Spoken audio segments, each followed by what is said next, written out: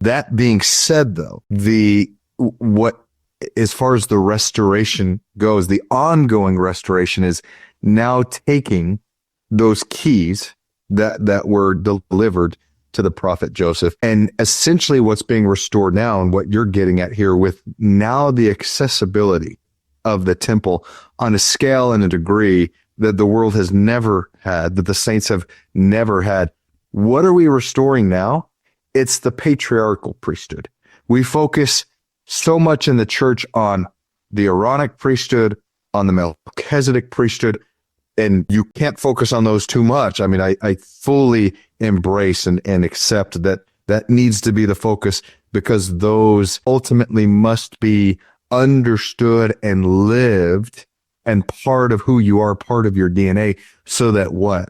So that now as you go to the temple and better understand what is being offered individually to you through those covenants that the Lord has granted through his grace, now you can start to understand that there is an even higher or an even more perfect method for administering the priesthood, and that is the patriarchal priesthood. That is the most pure administrative form of the priesthood, of the Lord's priesthood. And that's ultimately what I think you're going with, is that's what we're trying to restore still, is that deeper understanding and application of the Lord's priesthood, and to have more folks applying and living the patriarchal order in their homes. Because why? Because that builds Zion more than anything else does. And that's ultimately what's being restored. Yeah. It's the traces of what we see Joseph Smith trying to implement in Missouri, right? We're still trying to get back to that and restore that. Like we're trying to restore it then, and it still needs to be done. And we're doing it in a roundabout way, right?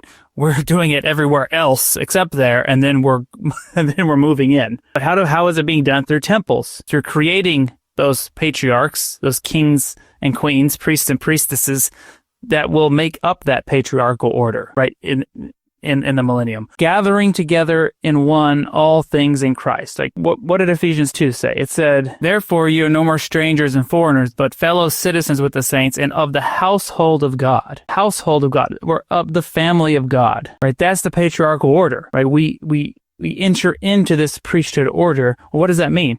Well, it means Christ is our spiritual father now through covenant, through his atonement. We are now his posterity. We are of his order and of his family. That means the inheritances of the Father will flow through him to us through his grace. And when that day comes, like we are his posterity. We are the new Israel, right? We are the new covenant people. And these are big ideas, and these are big, amazing blessings that are yet to be realized. And the church has been working for 200 plus years to get into a position to where it has the infrastructure for Christ to be able to deliver on those promises when he comes and the government is up on his shoulder.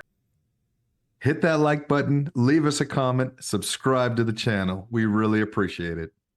They may seem like little things, but liking, commenting, it helps the algorithm push our content out to more people. So it's our small way of sharing the gospel in a social media age.